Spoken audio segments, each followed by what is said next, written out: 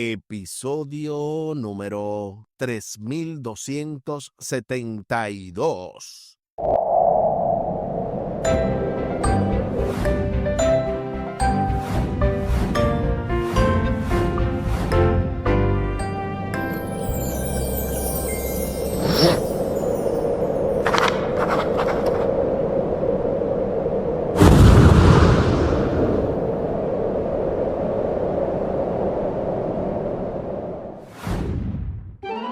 Saludos y bendiciones. Esto es Estudio Sistemático de la Biblia. Por la gracia de Dios y solo por la gracia de Dios estamos alcanzando ya el cierre con broche de oro de esta impactante, poderosa y súper especial lección número 6, el enemigo interno, con el texto a memorizar de Jeremías capítulo 17 y el versículo 10. Yo, el Señor, examino el corazón y pruebo la mente, para dar a cada uno lo que merece según sus obras. Jeremías capítulo 17 y el versículo 10. Durante esta semana hemos abordado diversas partes de esta lección, las cuales estaremos repasando como en cada cierre. Todo eso ya casi acercándose al final del programa. Y al final del programa estaremos compartiendo la vía de contacto de este ministerio, Audios de Bendición con Omar Medina. Recordar que este programa puede ser asequible para todos a través de la página esperanzatv.net, esperanzatv.net, donde hay no solamente este tipo de contenido, sino también contenido para toda la familia, películas, series, alabanzas, predicaciones, en fin, una gama completa para no tener que buscar fuera, todo en una sola plataforma. Repetimos, esperanzatv.net. Les invito para que hablemos con nuestro Dios en oración. Buen Dios y eterno Padre, gracias te damos por la oportunidad de estudiar tu palabra. Bendícenos, dirígenos, ayúdanos a entenderla, y si hay algo que no se ha captado completamente todavía, que tú ilumines nuestras mentes y corazones y podamos entenderlo y aplicarlo. Que también esto se refleje en una bendición directa para todo el que nos rodea. Favores que te pedimos y te agradecemos, junto con el perdón de nuestros pecados, en el nombre de Jesús. Amén. Amén.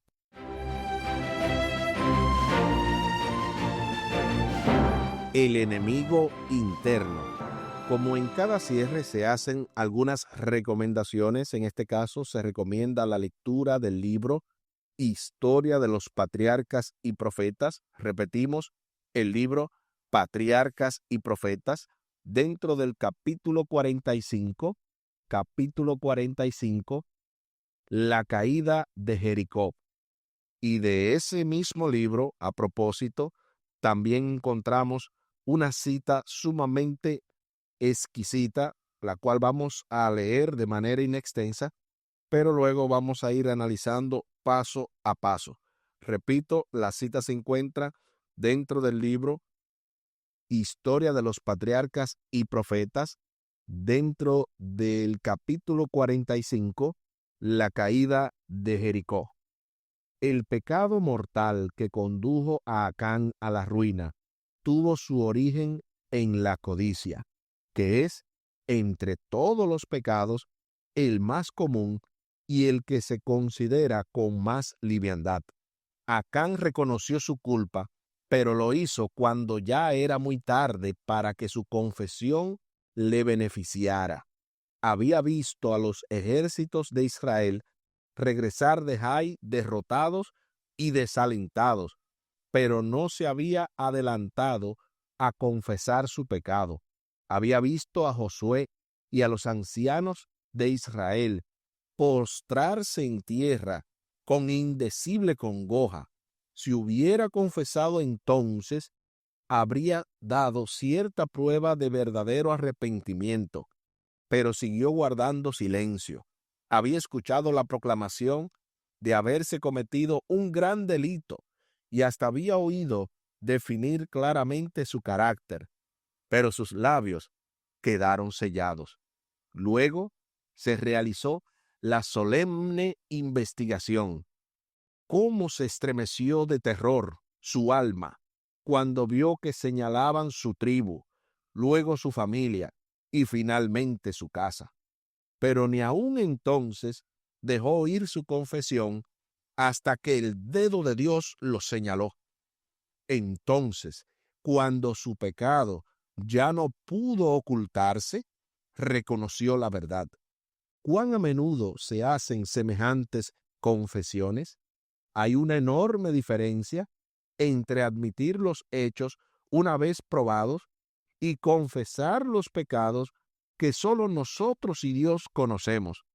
Acán no hubiese confesado su pecado si con ello no hubiera esperado evitar las consecuencias, pero su confesión solo sirvió para demostrar que su castigo era justo. No se había arrepentido genuinamente de su pecado, ni sintió contrición, ni cambió de propósito, ni aborrecimiento del mal. Del libro Historia de los Patriarcas y Profetas, dentro del capítulo 45, la caída de Jericó. Qué cita más maravillosa, y por eso tenemos que irla desglosando parte por parte. Lo primero que dice es que el pecado mortal que condujo a Acán a la ruina tuvo su origen en la codicia. Y no solo eso, también la cita menciona que es el pecado más común, el de la codicia, y el que se considera con más liviandad, porque no es visible, está en el interior del corazón. Es más, a veces ni la persona sabe que está pasando por un momento de codicia. Cuando esa persona se desenfrena, hace todo para conseguir eso que supuestamente necesita, entre comillas, entonces la persona está ante una situación que ni él mismo a veces se da cuenta que está metido de lleno en este pecado. Acán reconoció su culpa, pero lo hizo cuando ya era muy tarde. Eso yo lo había mencionado, pero ahora hay una base sólida que está diciendo exactamente lo mismo. Él, igual que su familia, fueron culpables porque no reconocieron a tiempo su pecado. Esperaron que todo un ejército fuera derrotado, que 36 personas inocentes murieran y que encima de eso, tanto el pueblo como los líderes se indignaran y hasta, en el caso de Josué, le faltara la fe porque dijo, Señor, ¿cómo es posible que tú nos haya hecho esto? O sea, toda esa gente que fue envuelta en su pecado no hubiesen tenido que sufrir si éste lo hubiese confesado a tiempo. Pero lo hizo cuando ya el dedo señaló, como dice bien esta cita, cuando ya no hubo forma de escaparse de esta verdad, entonces definitivamente demostró que no se había arrepentido genuinamente de su pecado, tampoco sintió contrición, ni cambió de propósito, ni aborrecimiento del mal. Pero no lo vamos a dejar allá, porque es muy fácil atacar a Acán, ahora que ya hace tiempo que eso pasó y que falleció. ¿Y nosotros? ¿Qué Acán tenemos dentro que no se arrepiente, que no busca perdón, que no deja de aborrecer ese mal que cometemos a diario?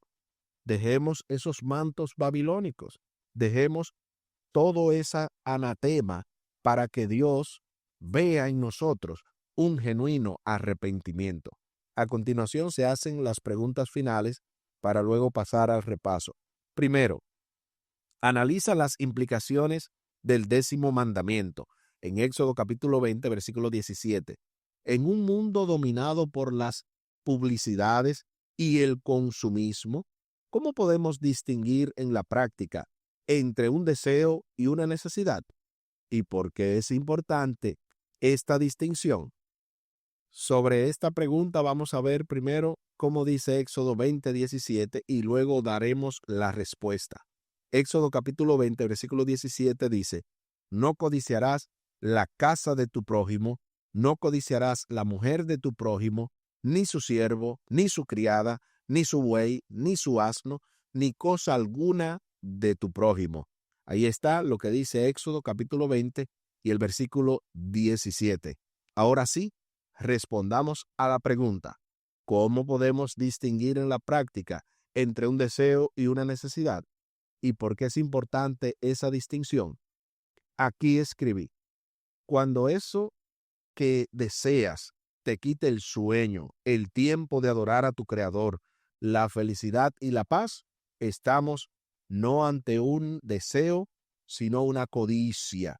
Estamos ante un pecado y no una necesidad. Siempre que el deseo o la meta se convierte en una motivación sana, equilibrada, balanceada, no tiene nada de malo. Es importante distinguir una de la otra porque, como dice Mateo 6:33, debemos buscar primeramente el reino de Dios y su justicia, ya que también la vida del hombre no consiste en la abundancia de bienes que posee, ya que el todo del hombre es temer a Dios y darle gloria, y lo demás es vanidad. Eso escribí yo. ¿Qué escribiste tú? Y es que contextos como estos, por ejemplo, Lucas capítulo 12, versículo 15, Eclesiastés 12, 13, Apocalipsis 14, 7, Eclesiastés 1, 2 y capítulo 12, versículo 8, es fácil dar una respuesta así, pero es porque yo estoy recogiendo todos esos versículos y estoy mezclándolo para hacer una sola respuesta sólida. Puede que usted tenga otros, pero lo interesante es que pueda comparar su respuesta con la nuestra. La siguiente pregunta dice: lee la oración de Daniel capítulo 9 del 4 al 19. ¿Por qué es significativo al reconocer los pecados de Israel, Daniel usara el pronombre nosotros, aunque no había participado en esas faltas? Por razones de tiempo, solamente vamos a resumir lo que dice estos versículos. Aquí Daniel está haciendo una oración y una confesión al Señor, y obviamente él dice: hemos pecado, hemos cometido iniquidad, hemos hecho impíamente, hemos sido rebeldes. Tuya es la justicia. Y hace toda esta confesión, todo este reconocimiento, y habla de el resultado de cómo Dios castigó el pecado de Israel. Habla de Moisés, habla de todo eso, y finalmente el texto concluye diciendo en el versículo 19: oye, Señor, oh Señor, perdona, presta oído, Señor, y hazlo, no tardes, por amor de ti mismo, Dios mío, porque tu nombre es invocado sobre tu ciudad y sobre tu pueblo. Eso es prácticamente lo que dice Daniel capítulo 9, los versículos del 4 al 19. Ahora sí, respondamos a la pregunta: ¿por qué es significativo que al reconocer los pecados de Israel, Daniel usara el pronombre nosotros, aunque no había participado en esas faltas? Aquí escribí: porque todos somos pecadores. La Biblia dice que no hay justo ni aun uno. Y por otra parte, Daniel es un hombre humilde que no pretende ser mejor que nadie, porque ya hemos visto, todos en ese sentido hemos pecado. Incluso el pecado de Adán se repite una y otra vez. Nosotros pecamos en Adán, pecamos en Moisés, pecamos en Abraham, porque nosotros somos linaje de Dios, linaje del pueblo de Israel, del Israel de Dios. Y en ese sentido, así como ellos fueron perdonados y la gracia se extiende hasta nosotros, también nosotros debemos renovar ese perdón cada día. La siguiente pregunta: piensa en la pregunta que aparece al final del jueves. ¿Y por qué la obediencia de los israelitas a todos los estatutos y decretos era tan importante para su testimonio? ¿Cómo se aplica este mismo principio a nuestra iglesia hoy? Es decir, ¿cuánto más sería nuestro testimonio si realmente viviríamos en armonía con todas las instrucciones que hemos recibido de Dios, aquí escribí. Sería mucho más eficaz y por mucho una bendición para el mundo, ya que la mayoría está como ovejas sin pastor y Dios nos ha llamado a nosotros, a todos, a ser linaje escogido y real sacerdocio. Es decir, ministros y ministras para anunciar por precepto y por ejemplo el evangelio de que solamente en Jesús hay salvación. Esta es nuestra respuesta. Pasando entonces al breve repaso, el pasado sábado domingo estuvimos viendo incumplimiento del pacto. Aquí vimos todo el capítulo 7 de Josué, cómo el pueblo número 1 pecó, subestimando a Jai, también cómo Acán tomó el anatema, haciendo culpable a Israel, y básicamente el desenlace de la historia que no fue nada bueno para Acán.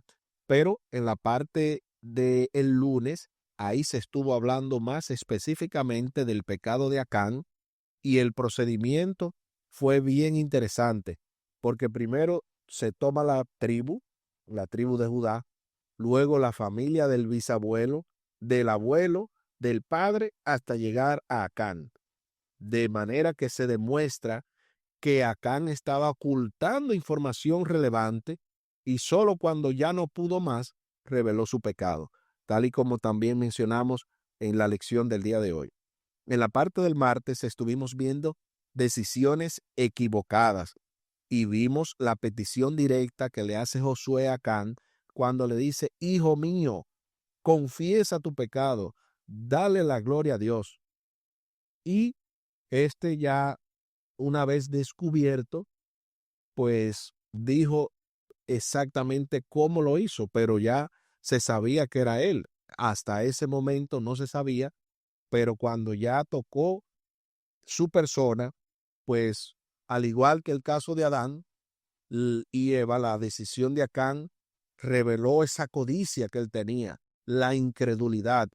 Porque déjenme decirles, para mí, en todo lo que tiene que ver con la codicia, hay una contraposición de desagradecimiento. El que es agradecido no codicia, porque está contento con lo que tiene. Pero el que es incrédulo, que no confía que Dios lo va a bendecir a ese nivel que él necesita ser bendecido, el que no espera la bendición de Dios, entonces cae en la codicia. Y básicamente eso fue lo que tuvo que ver con el pecado de Acán y estas decisiones equivocadas que también incluyeron a la familia. Luego en la parte del miércoles estuvimos viendo la puerta de esperanza, cómo esta puerta del valle de Acor, que significa angustia, se convirtió en una puerta de esperanza. Esa excesiva confianza que tuvo el pueblo, una vez Dios dirigió todas las cosas, se le vació, se le fue por completo y se dieron cuenta que si desde un principio hubiesen hecho las cosas como Dios dijo, Jai hubiese sido conquistada y ninguno de ellos hubiese tenido que pasar por este chasco. Luego, en la parte del jueves, estuvimos viendo un testigo del poder de Dios.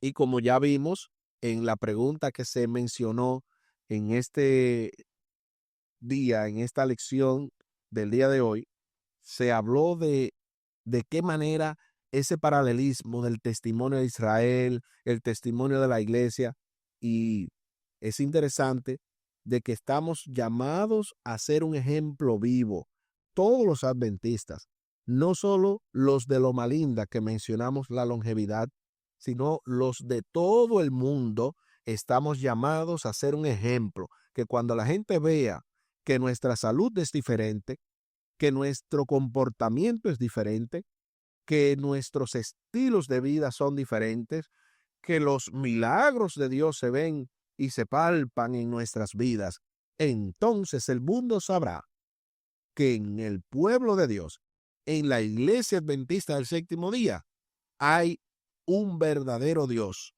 y que éste debe ser obedecido como Él manda. Aquí el tiempo se acabó.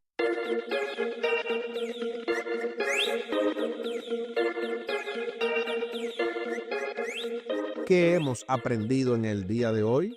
Bueno, yo diría no solo en el día de hoy, sino toda la semana. Hemos aprendido que ese enemigo interno no es Acán. Finalmente, ese enemigo interno somos nosotros, porque nosotros mismos somos los que albergamos en nuestro interior la codicia, somos los que albergamos los malos deseos, y esto es lo que nos da este triste resultado. Pero todos los que hemos escuchado esta lección de esta semana, estamos más que preparados para vencer con la ayuda de Dios y ver cómo esa puerta de angustia se convierte en una puerta de esperanza. Les invito para que hablemos con nuestro Dios en oración. Buen Dios y eterno Padre, gracias te damos por este privilegio de ser llamados a dar el último mensaje de amonestación al mundo. Ayúdanos a que seamos un ejemplo vivo, no solamente predicando, sino también haciendo lo que tú nos has encomendado, que el mundo pueda conocerte a través de cada ministro, cada ministra, cada pastor, cada pastora dentro de tu iglesia, la iglesia adventista del séptimo día, y que seamos, oh Dios, humildes para reconocer que somos pecadores, que necesitamos de ti y que con tu espíritu podemos predicar este evangelio. Favores que te pedimos y te agradecemos por los méritos sagrados de Cristo Jesús. Amén. Amén. Espere para la próxima semana, con la ayuda de nuestro Dios, la lección número 7, lealtad suprema, adoración en medio de la guerra. Esto se va poniendo aún más interesante en estas lecciones de Josué acerca de la fe para el cuarto trimestre, último trimestre del año, y ahí estará nuestro hermano Omar Medina y su asesor teológico Humberto Méndez en la lección número 7. Nuevamente su servidor y el doctor y pastor Franklin Martí estará con nosotros, o estaremos juntos en la lección número 8, Gigantes de la Fe, Josué y Caleb. Esta semana hemos abordado la lección número 6, el enemigo interno, con el texto a memorizar de Jeremías capítulo 17 y el versículo 10. Yo, el Señor, examino el corazón y pruebo la mente, para dar a cada uno lo que merece según sus obras. Jeremías capítulo 17 y el versículo 10. Y tal y como se lo habíamos mencionado al principio del programa, compartimos la vía de contacto de este ministerio, Audios de Bendición, con Omar Medina. Lo pueden hacer vía WhatsApp al +1 484 838 8989. Repetimos, +1 484 838 8989. También con su servidor vía WhatsApp al +1 484 599 2831. Repetimos, +1 484 599 2831. Muchísimas gracias por la fina gentileza de la atención dispensada. Estuvo con ustedes Tomás Polanco. Un día más para la esperanza, un día menos para el dolor. Que Dios les bendiga. Ánimo contra el miedo. Hay amor y paz en Cristo Jesús.